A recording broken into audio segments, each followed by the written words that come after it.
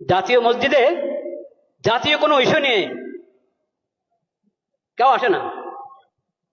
জাতীয় মসজিদ, কিন্তু জাতীয় কোনো ইস্যু নিয়ে এখানে কোরআন সুন্নাহর আলোকে, শরীয়তের আলোকে এই বিষয়ে আমাদেরকে গাইড দেন, এই কথা বলার জন্য এখানে কেউ আসে না। আসে শুধু পানি পড়ার জন্য, আসে হুজুর দোয়া রাখেন, দোয়া করেন, এই কথার জন্য।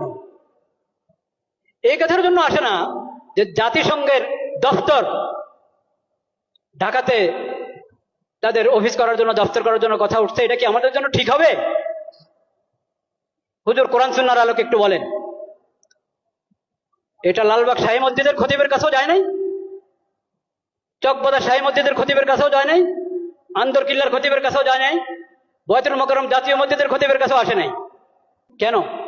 আল্লাহ ইমাম এবং খতিবকে কেন ইমাম বানিয়েছেন এটা তারা জানেই না, বুঝেই না। একটা ধর্ম মন্ত্রণালয় আছে, ধর্ম মন্ত্রণালয়ের মধ্যে একজন আলেমকে বসানো হয়েছে, মাশাআল্লাহ, খুশির বিষয়, বিজ্ঞ আলেম, কোরআন সুন্নাহর আলেম। তো যে কোনো বিষয় দেশের প্রথমত ধর্ম মন্ত্রণালয় থেকে অনুমোদন নিতে হবে, ধর্মীয় দিক থেকে এখানে আপত্তি আছে কিনা, এই বিষয়ে ধর্মের নির্দেশনা কি, ওখান থেকে প্রথম অনুমোদন নাও, তারপরে অন্য ফয়সালা, অন্য মুশওয়ারা।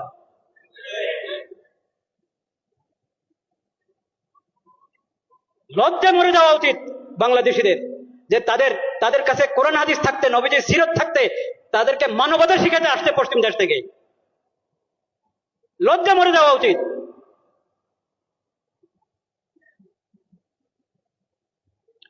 আমরা আল্লাহকে সাক্ষী রাখছি, আমরা এইসব অপকর্মের সঙ্গে বিলকুল আমরা সম্পর্কযুক্ত না।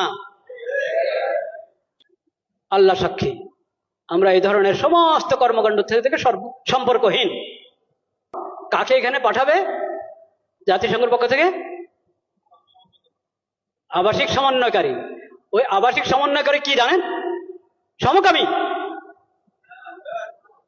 বলেন নাউজুবিল্লাহ। এখন ওখান থেকে প্রস্তাব পাঠানো হয়েছে, এখান থেকে হ্যাঁ বলতে আর কতক্ষণ লাগবে আল্লাহ জানেন।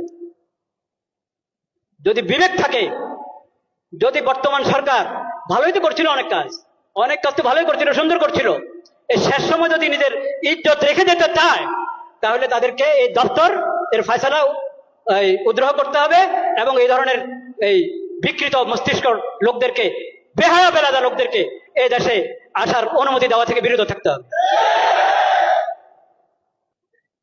শেষ সময় নির্বাচনের ঘোষণা করে এখন নিজের ইজ্জত নষ্ট করবেন আপনারা? এইসব হারাম কাজ অন্তর্বর্তীকালীন সরকার করক তাও হারাম, নির্বাচিত সরকার করক তাও হারাম, যে করক এসব কাজ হারাম। ঈমান রক্ষা করো,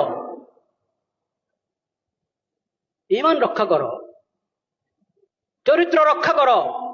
ঈমান বিনষ্টকারী, চরিত্র বিনষ্টকারী, আখলাক বিনষ্টকারী কোনো কিছুর অনুমোদন এই দেশে চলতে পারে না। এটা তাওহীদের জমিন। আল্লাহ তাআলা হেফাজত করেন।